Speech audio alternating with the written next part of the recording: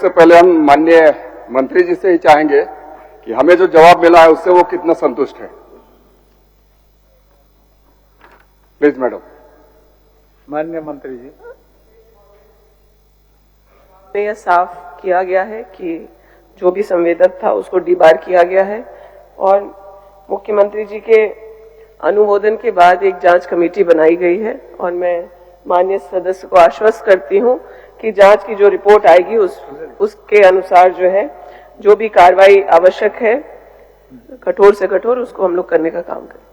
महोदय, इसी संदर्भ में मैं कहना चाहता हूं कि हमारे जो विभाग के कर्मी हैं, पदाधिकारी हैं, किस तरीके से हमारे ही मंत्रीगण को, हमारे ही सम्मानित विधायक को कैसे गुमराह करते हैं, हमारे यहाँ के लोगों को कैसे उसकी भावनाओं से छलते हैं, ये बात इससे स्पष्ट होती है। महोदय, ये मुख्यमंत्री जी का अनुमोदन जो है जांच का और उस पर जो कमेटी बनाई गई थी महोदय, ये 2021 में बनाई गई थी और आज का समय जो है ये 2025 है।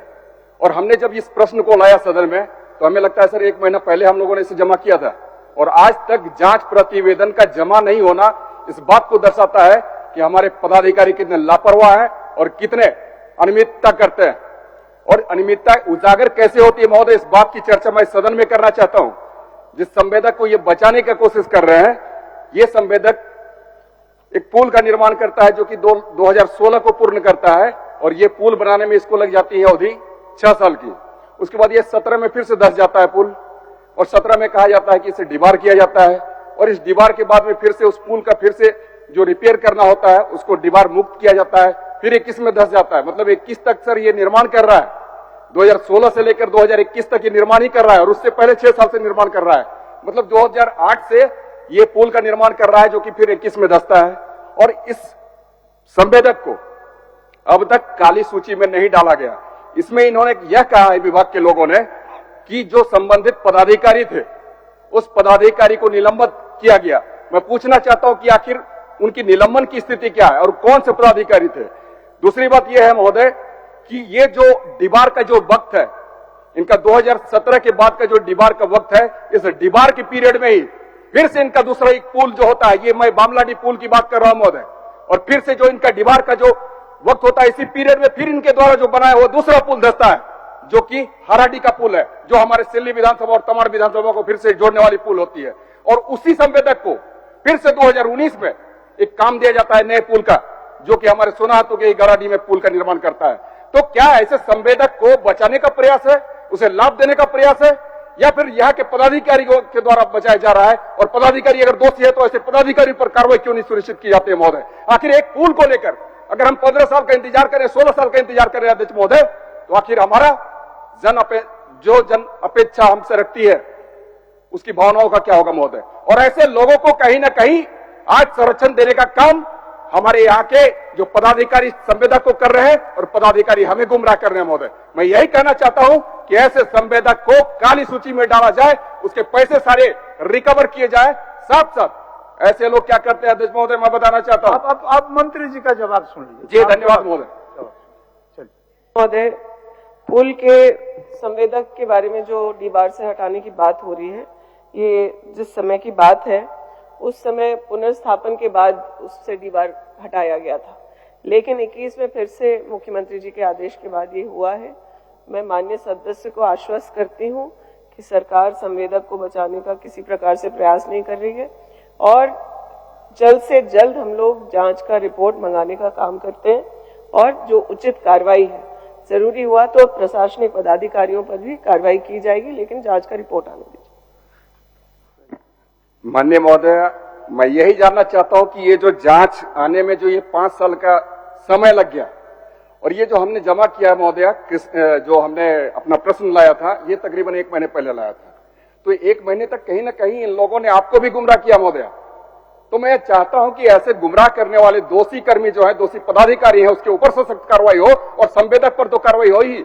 संवेदक के मेरा जो ये था कि पैसे की रिकवरी हो, तो क्या पैसे रिकवरी का भी विचार रखती है? क्योंकि यही संवेदक 3 पुल का निर्माण कर रहा है महोदय और 2 पुल धंस चुका है और तीसरा पुल जो 2019 में इसको फिर से मिला है टेंडर, वो अभी तक निर्माण कर ही रहा है। हम ये जानना चाहते हैं, हम ये जानते हैं कि एक पुल के निर्माण में मैक्सिमम 3 साल का वक्त लगता है महोदय और अब 6 से 7 साल हो जा रहा है, अभी भी जो गाराडी का पुल हमारे मिला हुआ है इसी मेसर्स A.N. पांडे जी को, वो अब तक बना ही रहे हैं और आज हमें लगता है 25% काम हुआ है। तो क्या ऐसे पदाधिकारी और ऐसे संवेदक को संरक्षण देना उचित है महोदय? माननीय मंत्री जी। अब शब्दों में जवाब दिया है और मैं माननीय सदस्य को फिर से आश्वस्त करती हूं कि जिस विलंब के कारण उनकी चिंता है, मैं उस पर कार्रवाई करते हुए जल्द उनको सूचित करूंगी। चलिए, एक बार महोदय जांच कमेटी बन चुकी है, रिपोर्ट नहीं है, हम थोड़ा सा चाहेंगे जानना कि क्या चलते सत्र में ये सारी प्रक्रिया पूरी कर ली जाएगी? बस हम यही आश्वासन चाहते हैं मैडम। और ये जो संवेदक है, जान लीजिए माननीय मंत्री जी, चलते सत्र में जो स्थिति है, मैं माननीय सदस्य को अपने पास बुला के उनको सारी वस्तु स्थिति से अवगत करा दूंगी चलते सत्र में। और जांच मुख्यमंत्री जी के आदेश के बाद गठित किया गया है। मुझे लगता है कि सर्वोच्च चेयर ने इस पर निर्देश दिए हैं। मैं देख करके जो यथाशीघ्र इसको कराने की कोशिश करता हूँ। महोदया, मैं आपसे आग्रह पूर्वक कहना चाहता हूं कि चलते सत्र में यहां पर जो भी कहनी है बातें, यहां पर आप जांच रिपोर्ट को कर जो दोषी व्यक्ति हैं, साथ साथ संवेदक हैं, उसको पनिश करने का काम करें महोदया। ठीक है अमित जी।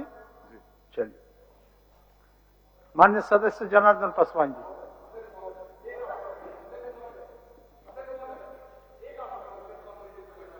चाहता हूं महोदया, आप कृपया करके ये कह देना कि चलते सत्र में इस पर कार्रवाई कर ली जाएगी। महोदय, मैंने अपने पहले जवाब में भी यही कहा कि चलते सत्र में माननीय सदस्य को अभी की स्थिति से विस्तार रूप से अवगत करा दिया जाएगा। धन्यवाद। सारी चीजें तो हो चुकी है, कार्रवाई जांच की रिपोर्ट आने के बाद होगा। तो जांच की रिपोर्ट के चलते सत्र में आ जाएगी? ये मेरे लिए अभी बताना संभव नहीं, नहीं चूंकि है। ये 5 साल हो चुके हैं इसके अध्यक्ष महोदय, चूंकि ये 5 साल का वक्त लगा चुके हैं विभाग के कर्मी, और कहीं न कहीं हमारी मंत्री महोदया को भी गुमराह किया जा रहा है महोदय। तो मैं यही चाहता हूं माननीय सदस्य मंत्री जी एक जांच कमेटी, और अध्यक्ष महोदय एक जांच कमेटी ऑलरेडी बन चुकी है जो कि पास ठीक है की अध्यक्ष महोदय। अध्यक्ष कृपया करके अध्यक्ष महोदय, मैं एक मिनट मैं माननीय सदस्य महोदय की भावनाओं को समझ पा रही हूँ। कहीं अगर कोई गलती हुई है और क्षेत्र से संबंधित है तो उनका इतना अग्रेसिव होना जायज है, लेकिन जांच की स्थिति को पूरा पता करके उनको चलते सत्र में उससे अवगत कराया जाएगा और मैं जल्द से जल्द इस पर कार्रवाई करूंगी, चाहे जरूरी हुआ तो संवेदक पर और जरूरी हुआ तो आप पदाधिकारियों पर। आप क्या अध्यक्ष महोदय, पूर्व में एक जांच कमेटी बनी 7 साल पहले, दोबारा आप जांच कमेटी बना रहे, उस जांच कमेटी की क्या रिपोर्ट हुई वो तो आप सदन पे रखिए। और महज ये मामला बहुत साफ है, 2 पुल धंस गए, तीसरा पुल आप दे रहे हैं, आप इतने लंबा गैप दे रहे हैं। जो भी जांच है 3 दिन के अंदर रिपोर्ट बना के इस सदन में पेश करें, ये बहुत बड़ी मामला है। चल, मैंने पहले भी अमित जी को भी वही जवाब दिया और अरूप जी को भी यही कहना चाहती हूँ कि जो जांच कमेटी बनी है उसके रिपोर्ट की क्या स्थिति है, उस पर और विस्तार से जानकारी लेते हुए कितने समय में कार्रवाई संभव है वो चलते सत्र में बता देंगे।